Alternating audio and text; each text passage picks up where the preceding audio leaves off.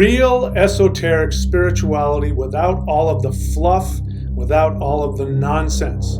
This is the thunderwizard.com YouTube channel. Click subscribe and then hit the little bell button so that you can be notified whenever I've uploaded a video or when I'm doing the live Q&A videos.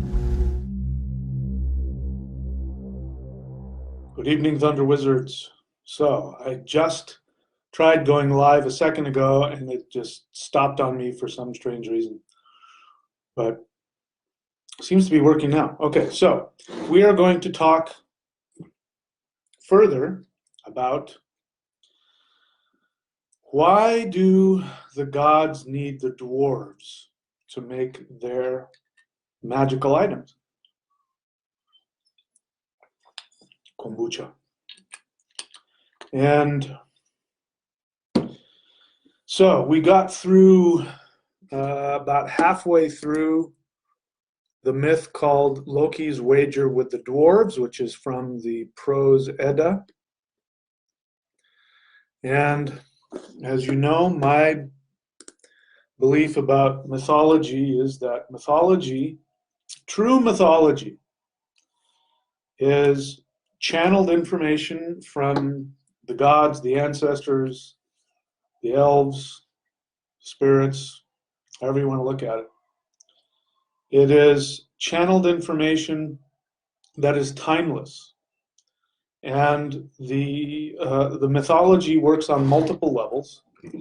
Mythology for the average person is like going to the movies and watching an entertaining movie. Imagine sitting by the fire and an elder or perhaps a wizard or somebody is sharing the mythology of the gods and the ancestors with their children. And for the average person listening to it, it is an entertaining story, but it also does things to the unconscious and frames your perception of the world and does all kinds of great, wonderful things. Just the hearing of it, especially if it's sung in a traditional manner, like the way that I believe that these mythologies were originally taught through song. And if they're, like the Vedics do with their mythology as well, it's the Vedas are sung. They've been doing that for thousands of years. I believe that the Norse mythology, the Germanic mythology, was the same. And so listening to it in that way energetically empowers you physically and emotionally, and connected to your energy. I'm distracted because there's some cheering. Something's going on. There's some parade or something down the street anyway. And the other way that mythology works is that it connects us, those of us who are students. Once we have heard the mythology or read the mythology, then a teacher, a wizard, a master of some kind who understands the symbolism inside of this will tell you how the mythology is teaching you to do things like ritual, energy work, meditation, but you have to understand what the symbolic meaning is. And when you do, you can listen to any mythology. Because remember, mythology, from my perspective, is not written by human beings. It is channeled. So if it's just human beings who are arbitrarily writing something, just for the sake of writing it, I really am not any more interested in that than I am in whatever is on Netflix. True mythology has to go beyond that. It has to stand the test of time. And so for me, if I'm reading mythology, I think I have a pretty good idea that I'm looking at channeled information as opposed to just a cute story. Again, I made, in the last video, I made the example of Thor's hammer.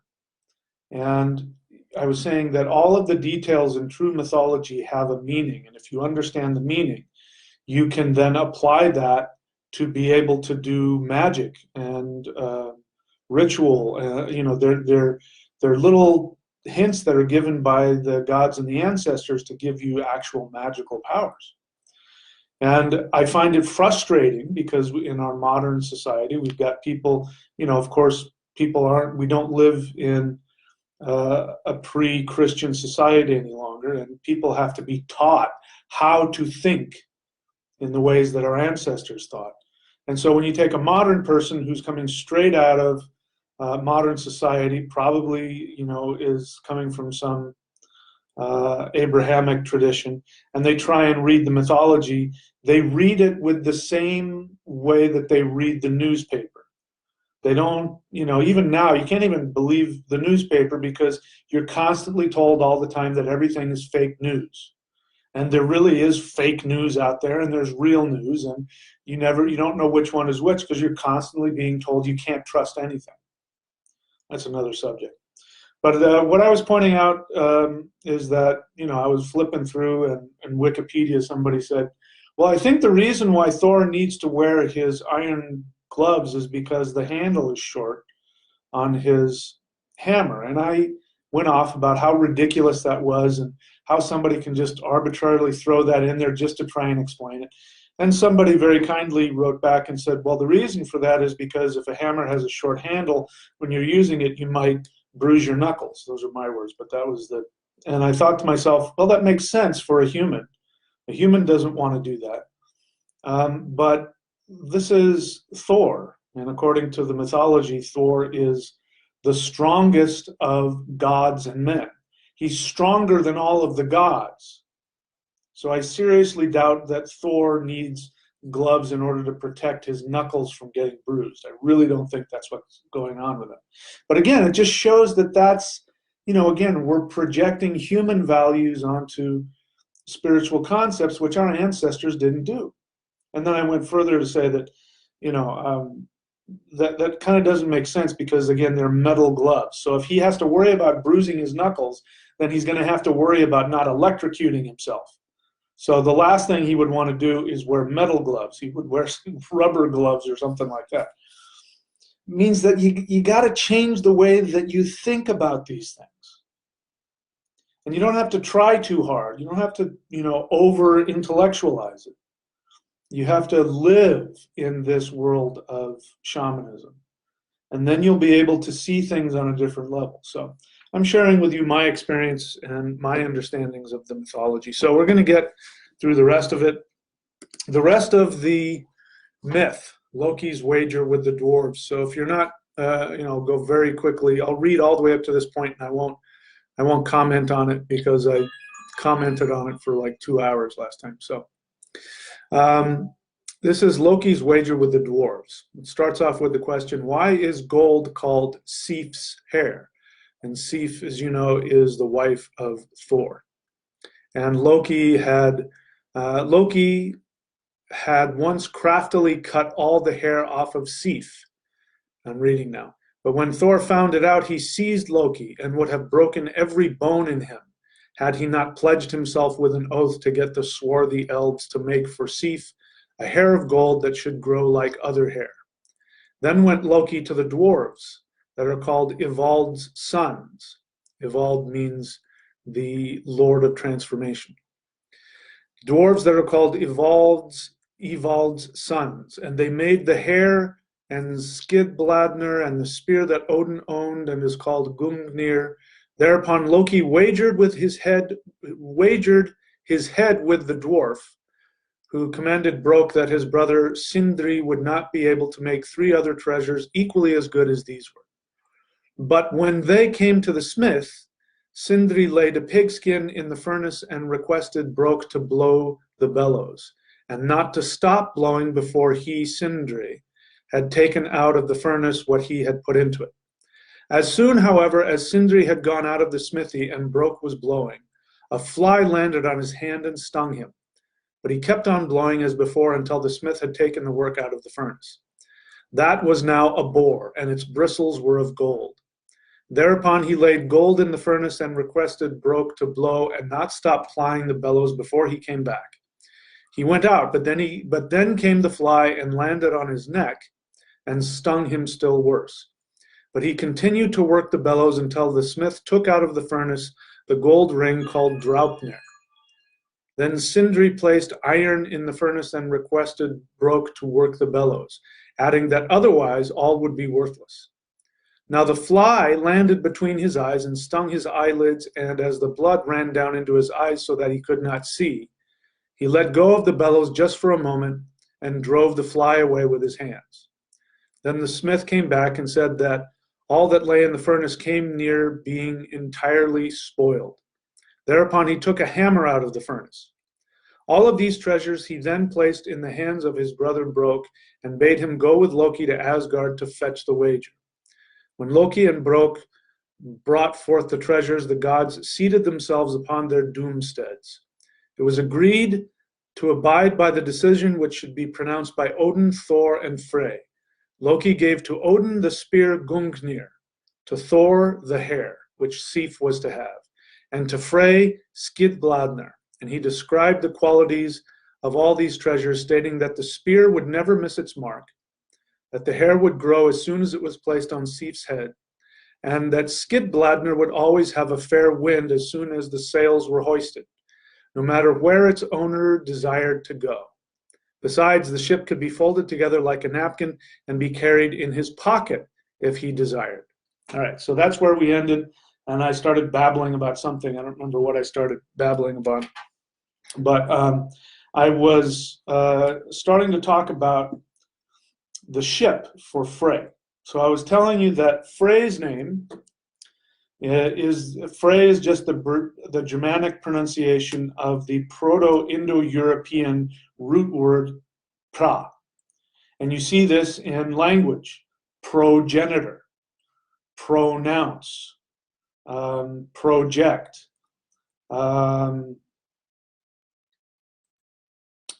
progeny, procreate.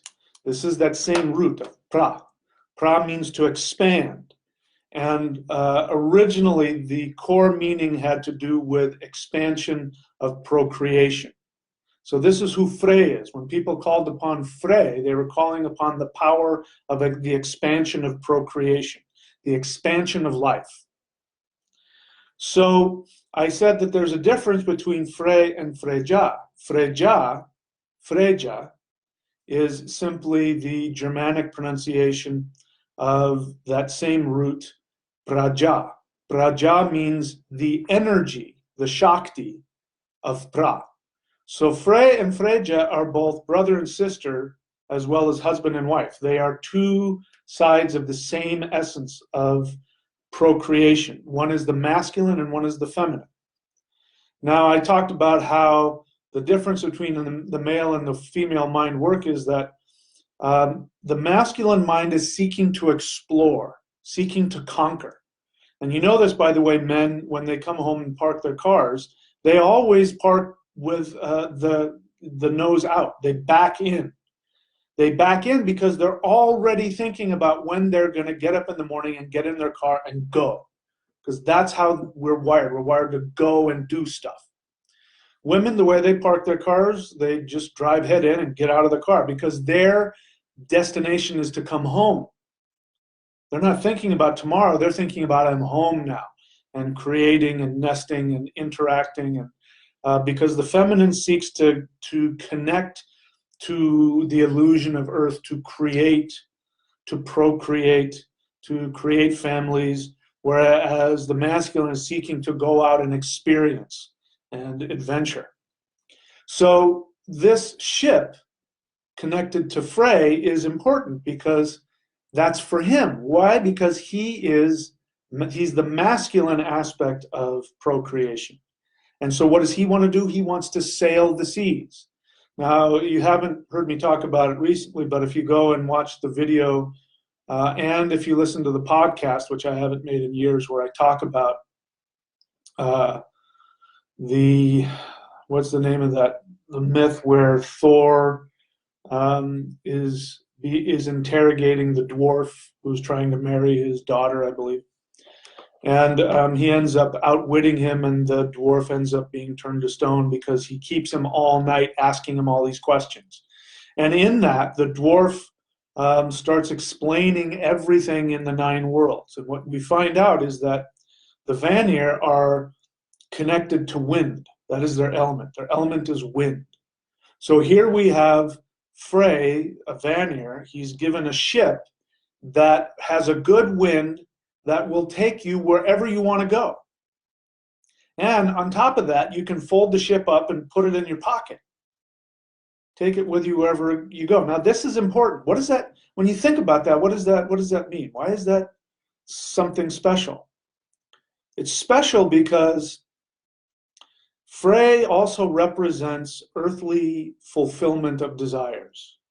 Your soul desire, what you want to experience for yourself while you're here on this earth. And it means that this is the dwarves, because remember, this is a magical item of the dwarves. When the dwarves create these things, they create these magical items that will allow you to be your greatest self. So this is when the dwarves are acting in their most empowering capacity. Remember the dwarf nature within you. Remember, dwarves are beings of emotional, conscious awareness that are molded into the shape of humans. They are humanoid. And the later you go into mythology, you find that when you look at a dwarf and a human, you can't tell the difference. It means that dwarves are the human nature. We are molded. Our essence, our bodies are basically dwarf nature. Our emotions, our psychology, our ability to manifest, our ability to create with magic is a dwarf power.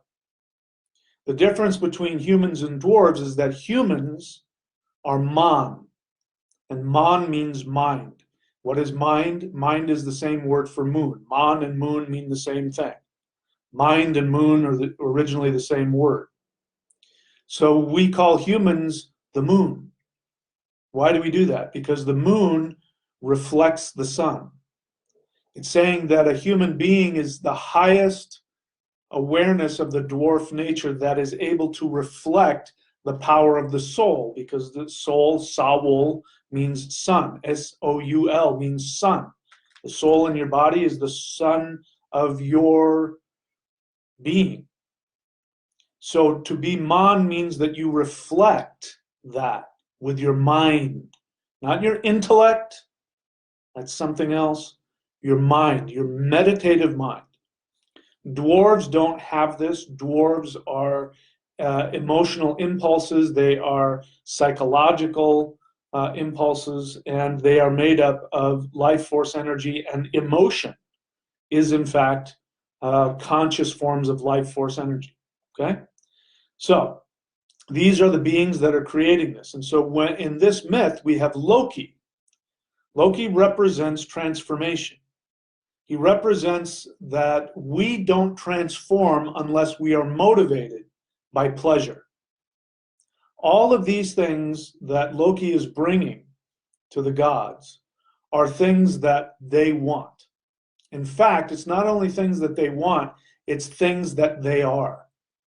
And so the dwarves, our emotional drives in this world, our emotional experience drives us toward our evolution when we are in our highest awareness, which is what the gods represent. The gods represent our highest awareness. So these gifts are things that we can connect to because they're within us. This gift to Frey represents our desire to experience human pleasures on all levels: physical pleasures, food, money, sex, adventure, fun, creativity. And this is what this ship represents. It represents the ability for us to chase after what our soul wants and experience all the pleasure in life, and that the wind that takes you in the right direction is taking you towards your true destiny. It means that this is the ship that will guide you towards your earthly destiny, and that you can fold it up and carry it around in your pocket. Where is your pocket? Pocket is going to be right here. What is here? Your heart. It means that it's your heart's desire, that it's telling you that it's not an actual ship.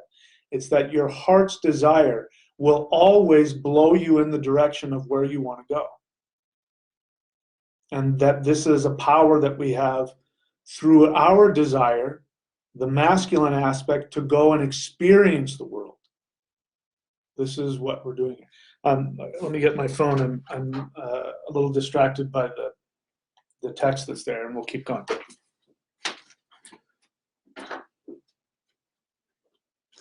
Okay, so moving on. So that is Skidbladnir. Then, let's keep reading. Then Brok produced his treasures. He gave to Odin the ring, saying that every 9th night 8 other rings as heavy would drop from it. Okay, so we're talking about 9, the number 9. So who is Odin? Odin is the representation of, if you want to call it enlightenment, but it's enlightenment through self-awareness. More like, not self-awareness like we're meditating on who we are, but self-awareness through self-experience. Remember that the gods are gods of experience.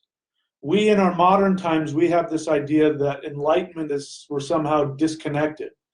You know, we get this from misunderstanding what emptiness meditation is supposed to be. Emptiness meditation, where you sit and you, quote, empty your mind, which means that you watch all of the feelings come up and you don't react to them, you don't attach to them, you just allow them to come up. So that is a very valuable practice, but because we live in a highly over-intellectualized society, which means that we think too much and we use our thinking to separate ourselves from our experience and our feelings, we tend to see enlightenment as, oh, I'm separate from that. You know, and people who claim to be enlightened, as you can tell my disdain for the whole idea of enlightenment. People who claim to be enlightened present themselves as not having any emotional, they have this bliss about them, but they don't have any emotional attachments. And, you know, I can remember listening to somebody in one of my groups, she's no longer in it, not one that I lead, but one that I go to for my own help. I remember her saying things like, I don't dwell in those lower vibrations, meaning anger, sadness, pain.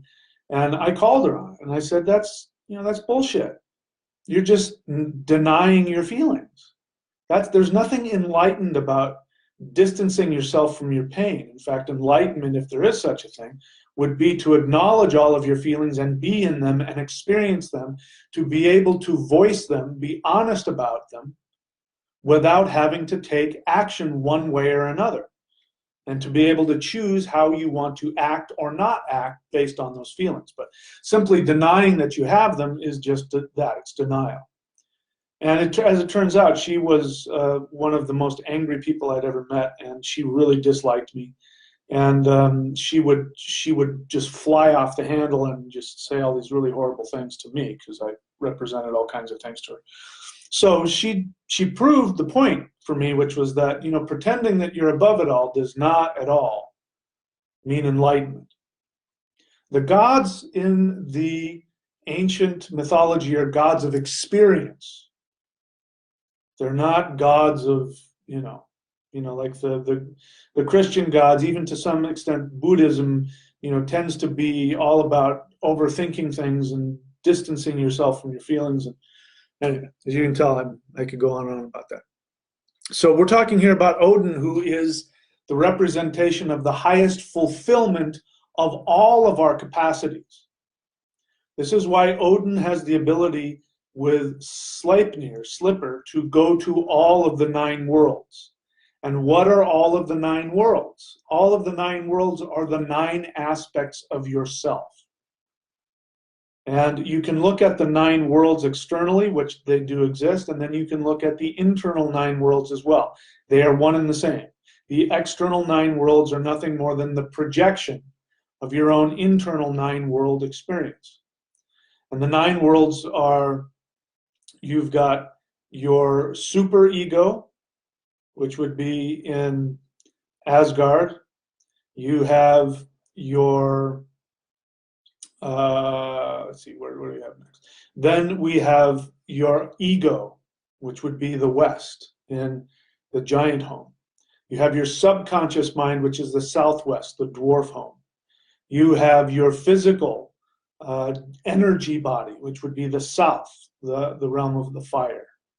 You have your unconscious mind, which is in the Southwest, in hell, the underworld. You have your ability to experience and to relate to others. This is the West. This is the realm of the Vanier. You have your higher self, which is the elf home in the Northwest. You have in the center your conscious experience, which would be Midgard. And then you have the North, which represents your potential, what is coming to you. These are just names for all of the 9 aspects of yourself. Odin is the master of all of these. And therefore, Odin has a horse with 8 legs. You combine his 8 legs of his horse with himself, and you have 9. He is given a ring that creates all of the 9 worlds. It represents, the ring represents, among other things. I mean, you go on and on and on. I mean, you can come up with your own examples of what the ring represents, but it represents the infinite connection, the self-contained connection of all the 9 worlds. And so it keeps creating these 8 worlds, which means that in order to achieve this enlightenment, you have to understand that there is a balance. And balance is not static. It's something that happens. I mean, the weather changes all the time. And so, things have to balance out. You have highs and you have lows. You're in one aspect of your 9 selves at all times. And when they become out of balance, we have to balance them. So this ring that keeps creating the 9 worlds, basically, is a gift for Odin, because this is Odin's nature. Odin's nature is that of what we would call the shaman, the being who represents the balance of the physical and the non-physical, who can travel to all the different worlds and communicate with all of the beings there, who looks out over all of creation and is called the Allfather, because he wants to experience all of the 9 aspects of himself, as well as all of the beings that are in the entire universe. So those are just some of my thoughts about the ring, Odin's ring. I think it's Draupnir is what it's called. So he gave to Odin the ring, saying that every 9th night 8 other rings as heavy as it would drop from it. To Frey he gave the boar. This is Gullinbursti. This means golden mane, stating that the boar would run through the air and over seas by night or by day, faster than any horse. And never could it become so dark in the night or in the worlds of darkness, but that it would be light wherever this boar was present. So bright shone his bristles. So this is his boar, Gullinbursti, gold-maned. And so once again, we have gold, which is abundance in the physical realm, riches, abundance, prosperity. Gold represents, the highest of all of these things. And Frey being the god of procreation, which is a god of physical expression in the world, physical immersion and experience, and of satisfaction, pleasure in this world. He's given a boar. And this boar, again, the pig represents the same thing. The pig represents having to do with the earth. It's an earth element. Pigs are something that is very valuable in terms of food and all of that. So it represents that. There's obviously all kinds of other things we could say about the boar. The boar is powerful and fearless, and it represents health, robustness. So he's given this boar that has a golden mane, and so again we have this connection to wind, because this boar, where did it say? This boar can run through the air and over the sea by night or by day faster than any horse. This is talking about being able to manifest your desires.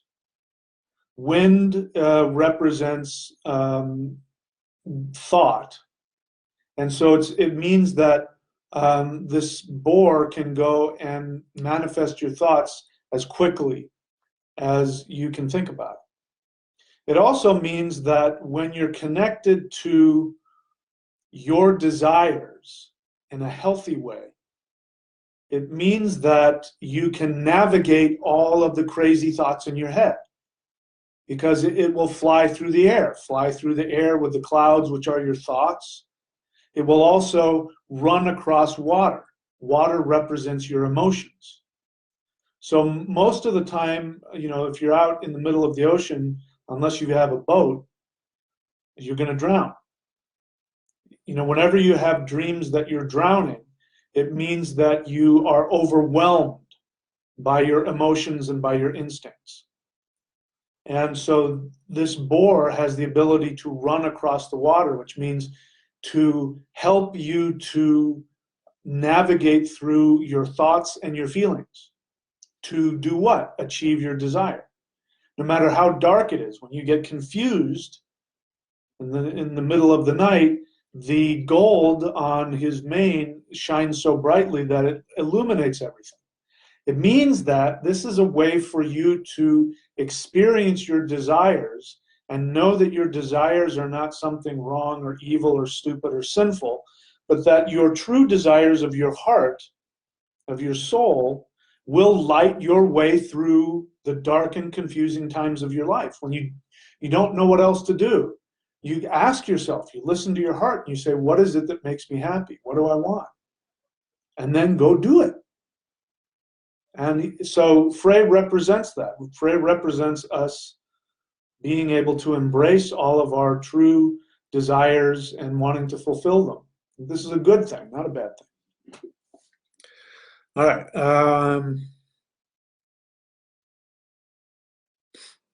Then he gave to Thor the hammer and said that he might strike with it as hard as he pleased, no matter what was before him. The hammer would take no scathe, and wherever he might throw it, he would never lose it. It would never fly so far that it did not return to his hand, and if he desired, it would become so small that he might conceal it in his bosom. But it had one fault, which was that the handle was rather short. So, what's interesting is that, as I read this myth again, I went, you never hear about the fact that he can take the hammer and make it so small that he can, basically put it in his pocket. So we've got this happening twice. You've got a ship that will take you wherever you want to go. You can fold it up and put it into your pocket. And then you have this hammer that is the most powerful thing in existence, and you can make it as small as you want and put it in your pocket as well. And we don't remember that. That's because we get so focused on externalizing Thor, we forget the internal aspect that Thor is us as well. Thor is life force energy within us.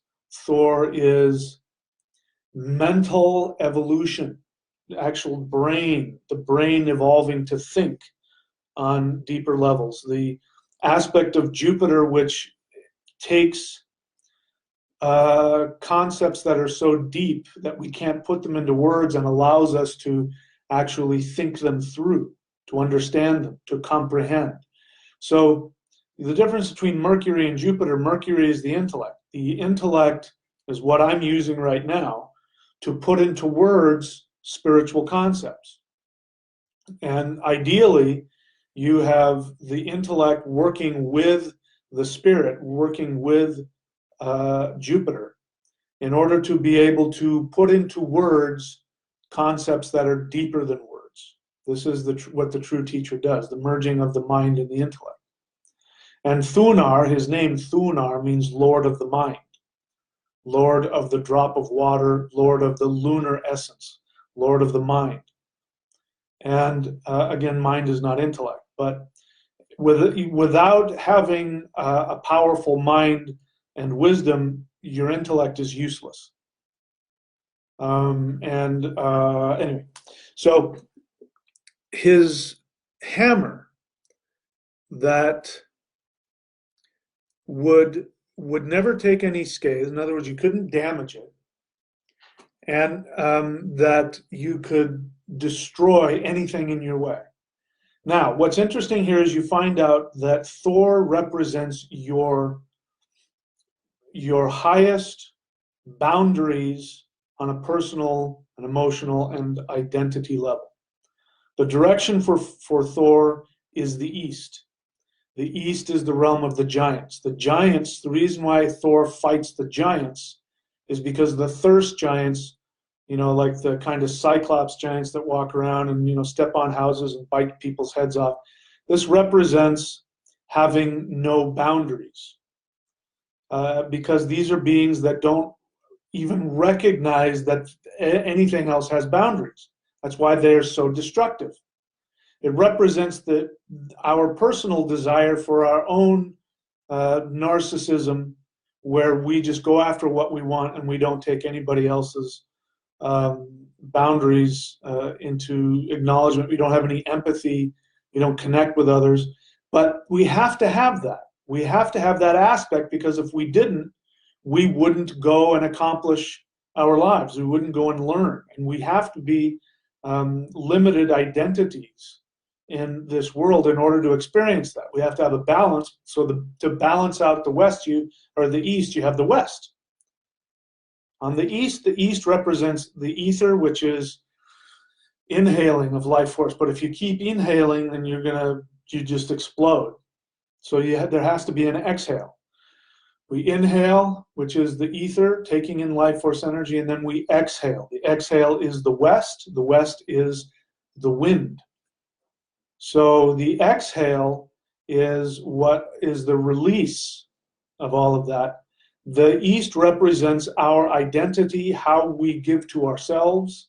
The West represents how we relate to others, how we give to others. So Thor represents having your own identity and being able to have proper boundaries. It means that when you use the hammer to protect your own boundaries, that you will never lose that ability. If you are operating from your highest awareness, the god Thor will always give you the ability to set your boundaries and say, nope, you can't do that to me, and yes, you can do that, and I'll take this, but I won't do that. And it also represents boundaries, because he can throw his hammer as far as he wants, but he'll never lose it. It will always come back to him. This represents the expansion of your boundaries. It means that when you're fully empowered in your own identity, then you can play with those boundaries without ever losing them. Nobody will ever be able to come and take your boundaries away. So codependence, which we have a society that is rife with codependence. I would say it's a codependent society. Codependence goes in two ways. One is you've got the needy person who complains about, I never get enough from anybody, nobody ever gives me anything, I give and I don't get anything. That represents throwing your hammer and it never coming back to you. I always give and I never get, and you don't have any boundaries. Boundaries are all screwed up. The other side of that is the person who takes and takes and takes and doesn't give anything back. This is also somebody who doesn't have any boundaries. And again, all this happens in the East. So you have the abuser and the abusee. But you know, what we're missing, like, you know, there was a book, I don't even, maybe it's still out there, you know, Women Who Love Too Much. And I'm remembering a woman that I know who fits within this category. And she will say things like, I don't ask for much. And whenever you hear her say, I don't ask for much, you know you're about to hear how you're not giving enough to her. And it will be something very small. It'll be like, you know, some small incidents where she didn't get what she wanted, and it'll just get blown out of proportion. And all of a sudden you hear about all the ways in which she's constantly giving and giving and giving, and nobody gives back. What that means is that in reality, every time she gives, she wants something, but she doesn't get it. She doesn't give for the sake of giving. She's giving so that she will be ingratiated and get love and get happiness and, you know, get acknowledgement and all that. And so she goes and starts giving herself away without being asked. And she just unilaterally starts giving all of these gifts away to people all the time. And then what happens is you get into a situation where she's given, and then you hear the, you know, I don't ask for much. And then the whole tirade about how, you know, she's not giving enough. She doesn't understand that. She honestly believes, consciously, she honestly believes that she just loves to give. And I got nothing against people who love giving. But true giving means you don't ask for anything in return. You just enjoy giving, and, you know, you give anonymously. Like, if you really want to see what it's like, give anonymously so that nobody knows that it's you who gave. And see if what you get is just enjoying people enjoying whatever they got. But if you find yourself wishing that they knew that you were the one that gave it to them, then you know you're giving from codependence. So the hammer represents boundaries, because Thor can throw out his hammer, meaning he can extend his boundaries as far as he wants and still bring them back. He'll never lose his boundaries. And so this is one of the things I really love about Thor. Thor fights against the giants. He fights against those that wish to trample your boundaries so that you have an intact ego. But he also says, you know, don't give away anything that you're not willing to lose. If, you know, it's like gambling. If you're going to go to Vegas and gamble, you're going to gamble $10,000, then you better be prepared to not have those $10,000. Because if you're doing it because you need money, that's a serious lack of boundaries, and you're going to be a hell of a lot worse off afterwards than before. Same with giving of yourself. You know, make sure that the boundaries go two ways, and don't give to somebody that hasn't asked. You know, if they haven't asked for it, you know, if they're not open to it, don't force it on them. I've shared other stories about, this is one of my things. I have a nose. I can smell when that kind of codependence starts coming my way. I can smell it. I don't like it. So let's keep going. So that's Thor's hammer. And again, we talked about how I thought it was, you know, weird that, you know, when people were trying to figure out, why does Thor need gloves? He needs metal gloves to pick up his hammer. And somebody said, oh, it's because the handle is short. And then somebody said, well, that's because when the handle is short, you can bruise your knuckles. And my thought is, that doesn't make any sense. The last thing Thor is worried about is bruising his knuckles. So there's something else there. And, you know, if I get a deeper understanding of why the handle is short, I'll share that with you. Okay.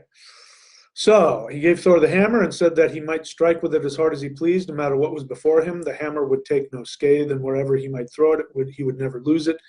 And it would never fly so far that it did not return to his hand. And if he desired, it would become so small that he might conceal it in his bosom. You don't have to prove it. You don't have to prove anything to anybody. But it had one fault, which was that the handle was rather short.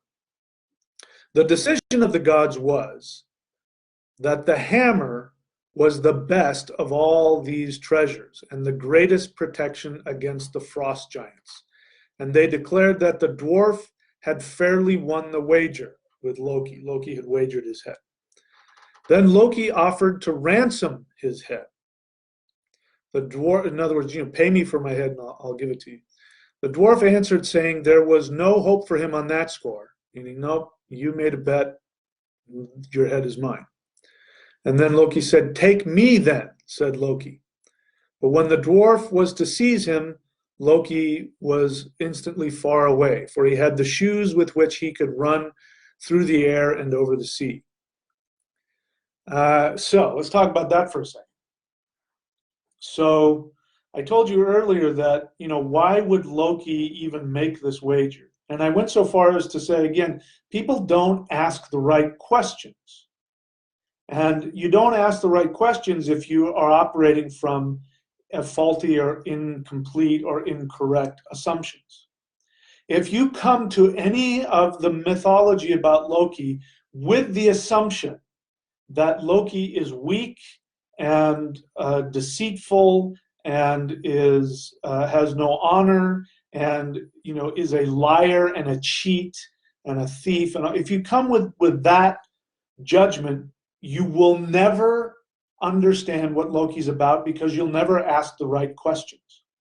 And the right question is, why did he do this in the first place? Because the end result of all of Loki's mischief is always that everybody is empowered. Everybody. The gods would not have the powers that they have, which are their own greatest essence, had it not been for Loki's mischief.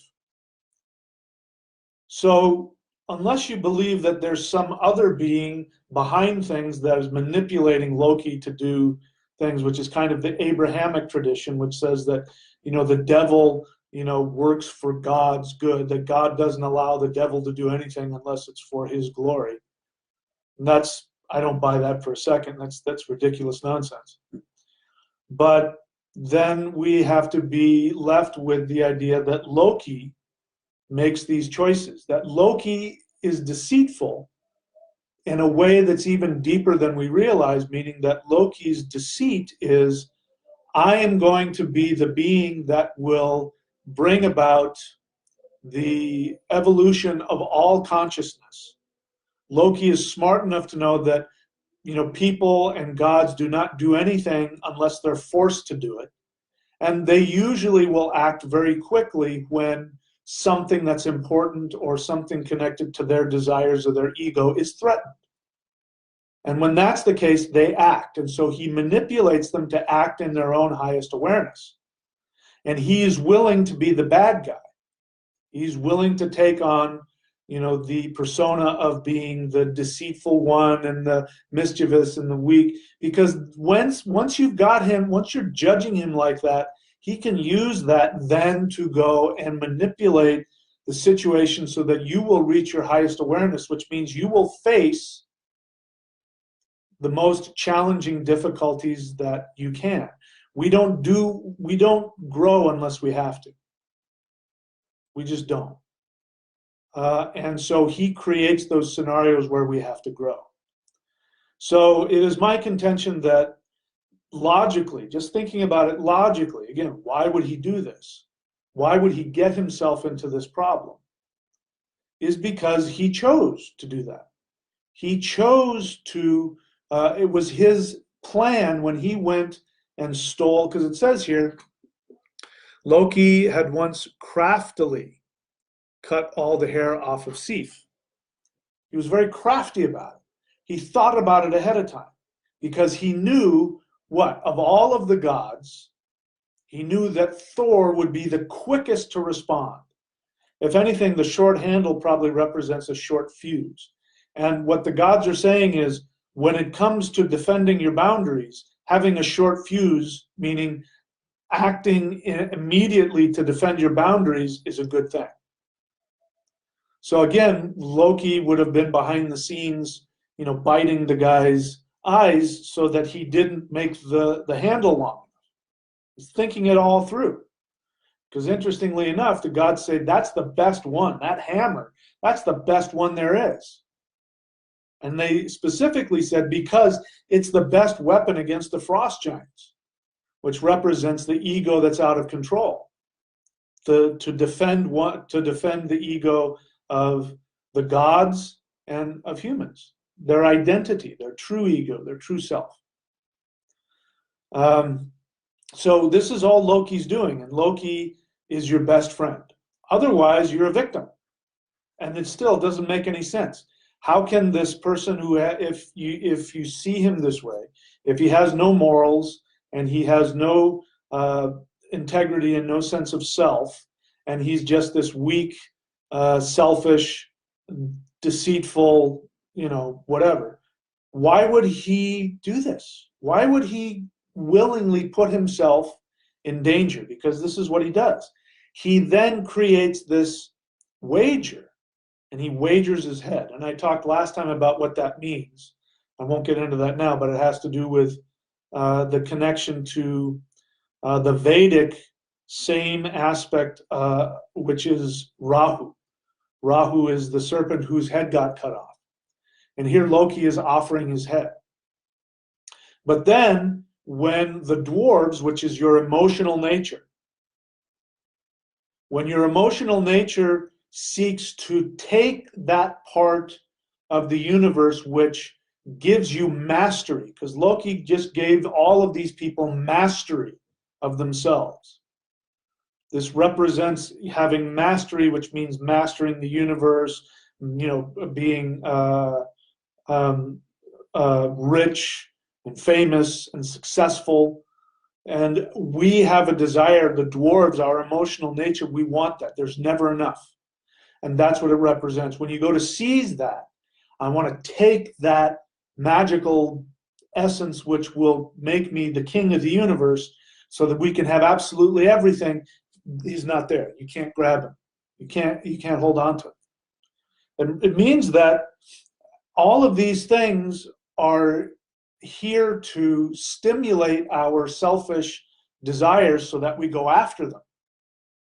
But then the lesson is, once I have it, this isn't true fulfillment, and then you seek to use your gifts and your power for the benefit of all of the universe, which is what the gods do. The gods use all of these tools and these weapons to empower everything else. It's not about them. And this, again, is one of Loki's lessons. And it represents that aspect of Rahu. Rahu represents your desires, your ambitions, your obsessions, your addictions, things that can never satisfy you. There's never enough. Never enough sex, never enough money, never enough fame, never enough alcohol, never enough food, never enough you just never enough. And if you're trying to use any of these things to give yourself a sense of fulfillment, you will never be fulfilled. I talked yesterday about, Michael Jackson. Michael Jackson had everything beyond what you could imagine. Fame, recognition, money.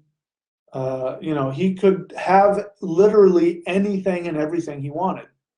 And he ended up dying from an addiction to the strongest possible opiate there is. That you have to have a doctor intravenously put it in you, otherwise it'll kill you.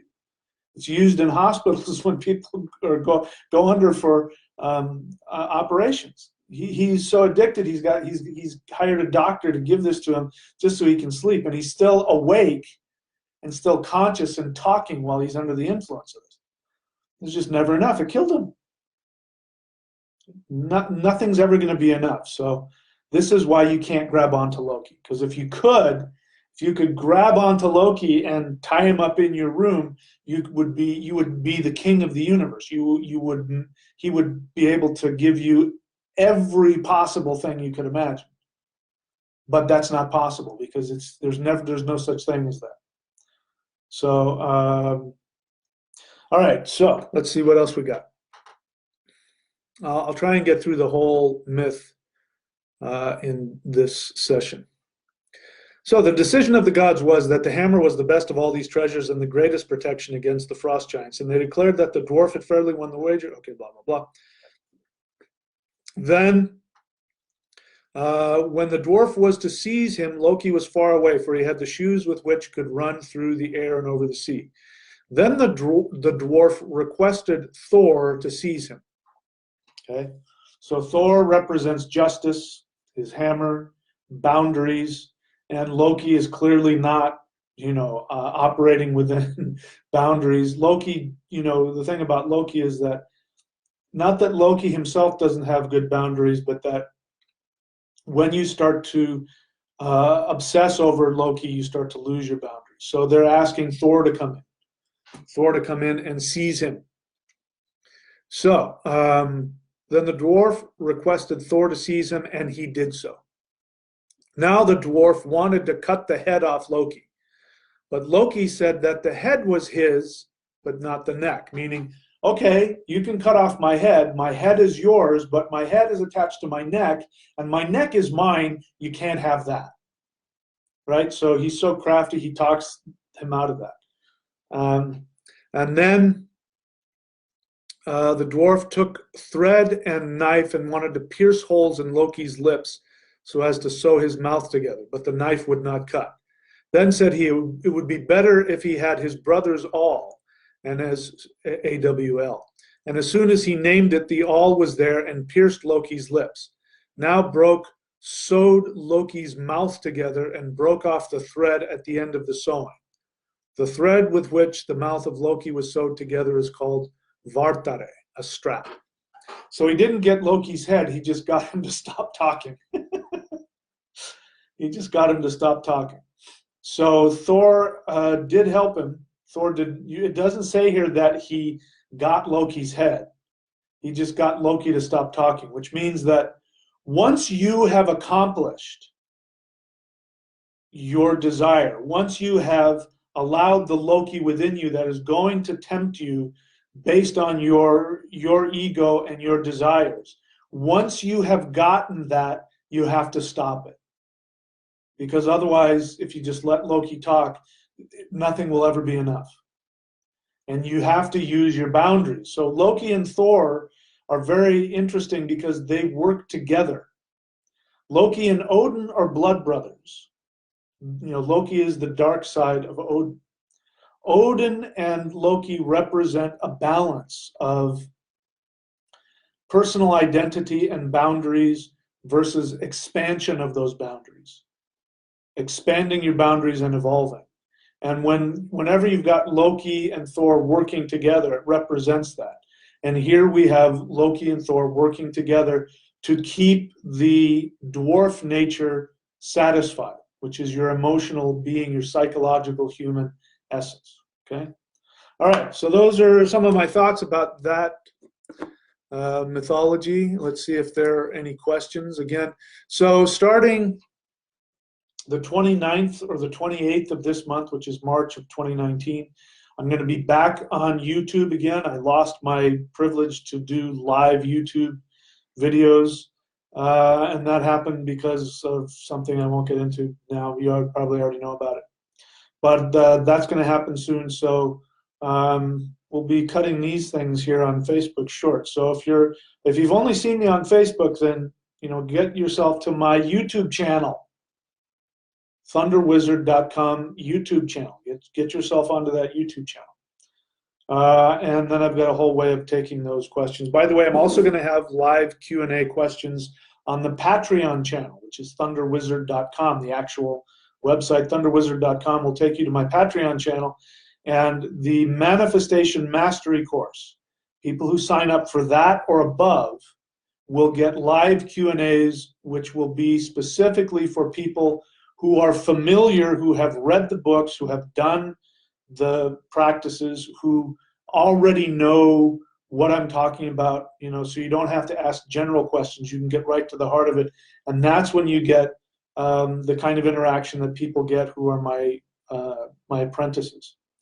So the YouTube channel, the free YouTube channel, will be great for people just, for everybody, but especially for new people who are going to ask general questions. But if you really want to get to the meat of it, you're going to want to go to thunderwizard.com and get ready for those live Q&As, which will again come towards the end of the month.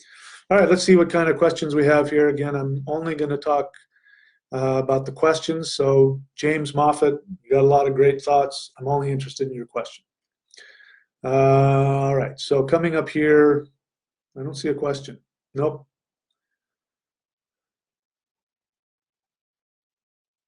Yeah, so you're probably new to the channel. This is what I do.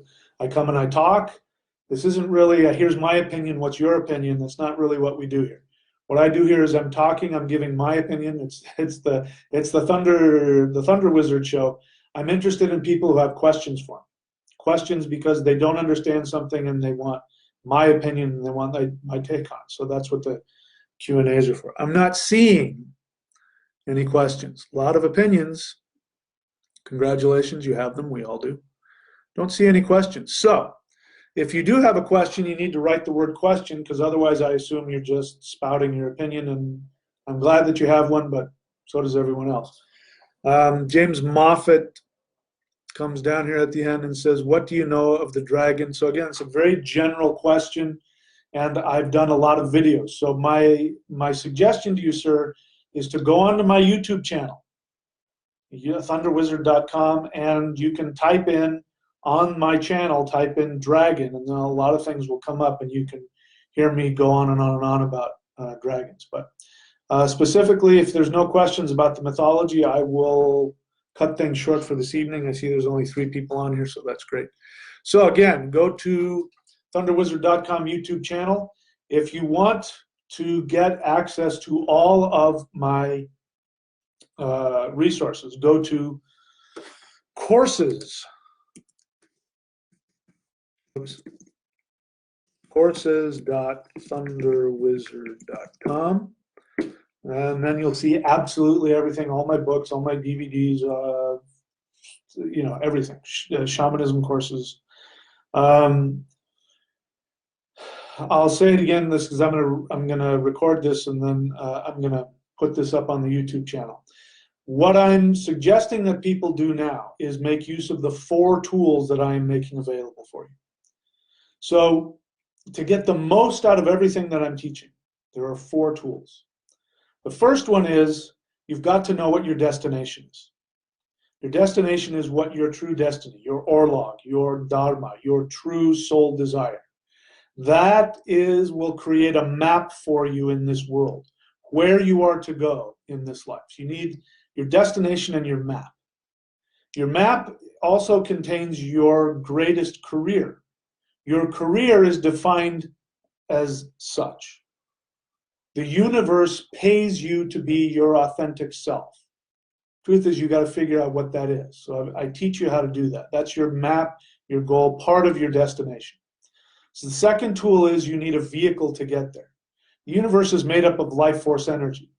So in order to have the fuel to reach your destination, you need life force energy. Life force energy is absolutely essential for being able to manifest your desires, to be able to not only reach awareness within yourself, to reach your spiritual and energetic potential, but also to have the power to make it through the challenges that will come as you go towards your true destiny. So that's the second tool, is the power, the life force energy. The third tool is knowing the rules of the road. If you know what your destination is, you have the map, you have your vehicle, you need to know what the rules of the road are. The universe is also made up of life force energy, conscious life force energy, which follows 5 basic rules. If you understand what these rules are, you can literally command the universe to obey you. And this is the 5 rules to master the matrix. And the fourth tool is what we're doing here. And this is the interaction between student and teacher, the community and the teacher, and it is through continuing to come back and refine the questions and refine the answers that we gain mastery. So the mastery comes through continued interaction, and that's what we do on the Patreon channel. If you have all 4 of those things, you're going to get the most out of my channel, which means you're going to be able to ultimately be able to master your reality. And that's what we're here to do.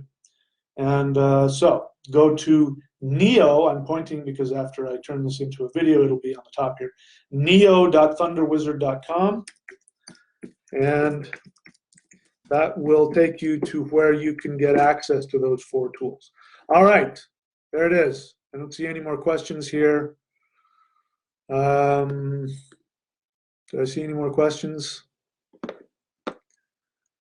Nope. That's it. All right. Talk to you guys later.